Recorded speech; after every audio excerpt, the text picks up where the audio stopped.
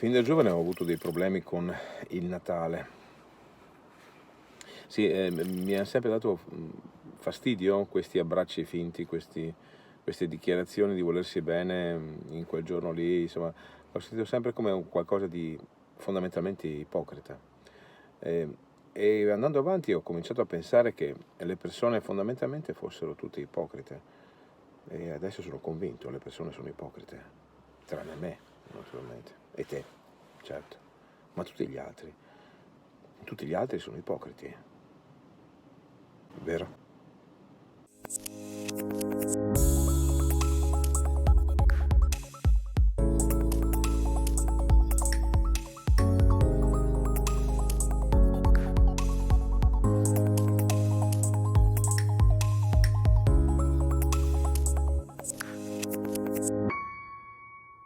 Uno dei tentativi più tosti della filosofia è stata quella di definire l'identità.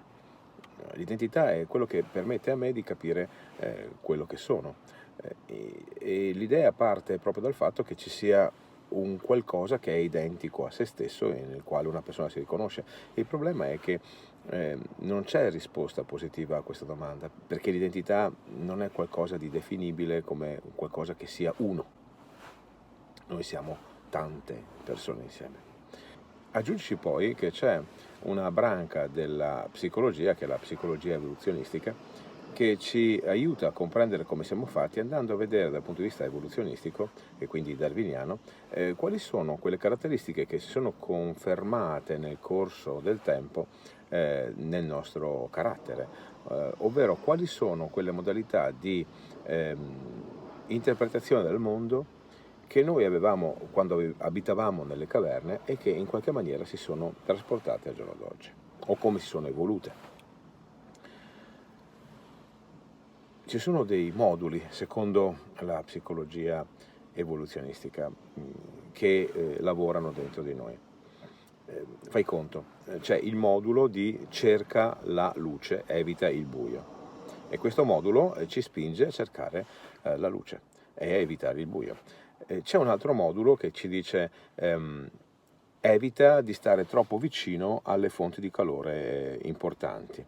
E anche questo è un modulo che ci aiuta a sopravvivere. Però cosa succede quando siamo in prossimità del fuoco?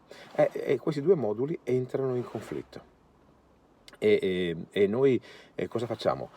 Sai, anche tu sarai stato affascinato sempre dal fuoco, ma al tempo stesso hai questo moto di attenzione di non andare troppo vicino. Beh, questo ci crea un piccolo disagio, ma l'essere umano è capace di affrontare questi disagi. Fai conto di essere un cacciatore nella savana e stai analizzando il territorio per la caccia. Beh, in quel momento tu vedi il territorio come un qualcosa in cui tu ti puoi muovere per andare a caccia e trovi dei luoghi ideali dove chiudere le prede e via così. Ma se per caso si manifesta una classica tigre dai denti a sciabola, quel luogo tu cominci a vederlo come un luogo dove tu magari devi trovare una via di fuga. E quindi questi due moduli, cacciatore-cacciato, entrano in qualche maniera non in conflitto ma in compresenza e quindi ti permettono o ti obbligano a relazionarti ad essi in maniera da risolvere velocemente quel conflitto, altrimenti sei il pasto principale della tigre. Questo cosa vuol dire? Vuol dire che l'essere umano alle volte riesce a coordinare queste applicazioni che ci sono dentro di noi. Ci verrebbe da chiedere, ma io sono il padrone in casa mia?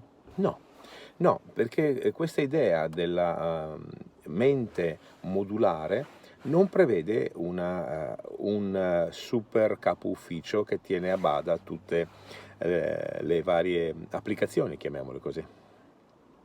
Tu mi dirai, ma io ho la mia coscienza, quindi tenderemo a pensare che fosse proprio la coscienza ad essere la padrona di noi stessi. Invece in realtà non è così. Non è così perché noi compiamo azioni che sono inconsapevoli, quindi anche inconsce. E quindi c'è una controapplicazione, un contromodulo rispetto alla coscienza che ci fa capire che la coscienza è un modulo insieme a tanti altri.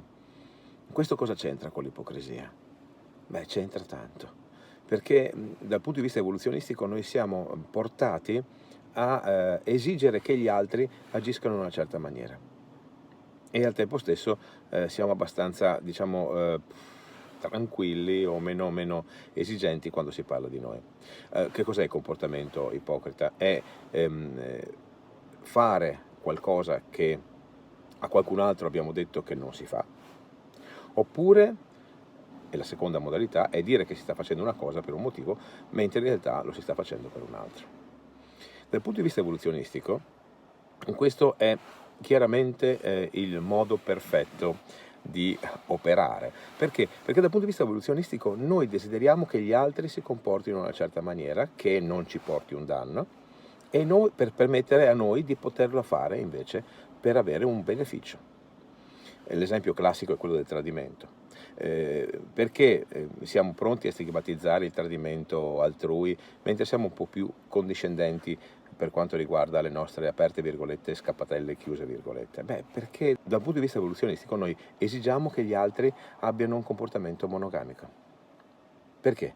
Perché se avessero un comportamento libertino, beh, avrebbero molti più compagni con i quali condividere e trasferire nella generazione successiva i propri geni, togliendo questa possibilità a noi.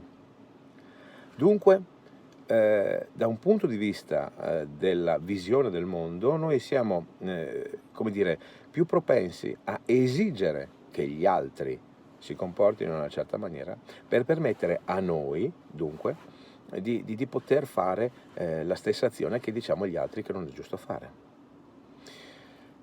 È una caratteristica scomoda, se vuoi, dal punto di vista morale dell'essere umano.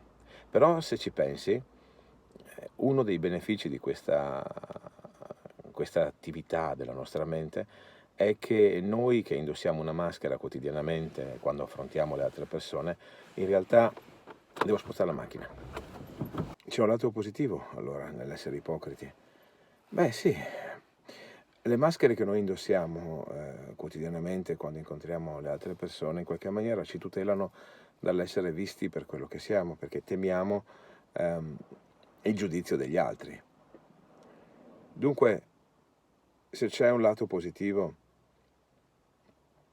è magari che sotto questa maschera noi non siamo quelle persone sicure, inquadrate, precise, affidabili, che noi pensiamo che il resto del mondo voglia che noi siamo.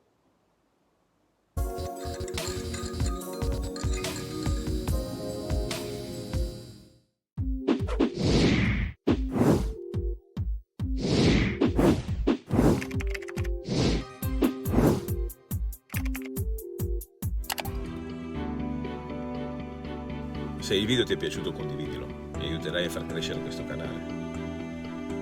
Se non sei ancora iscritta o iscritto, considera la possibilità di farlo.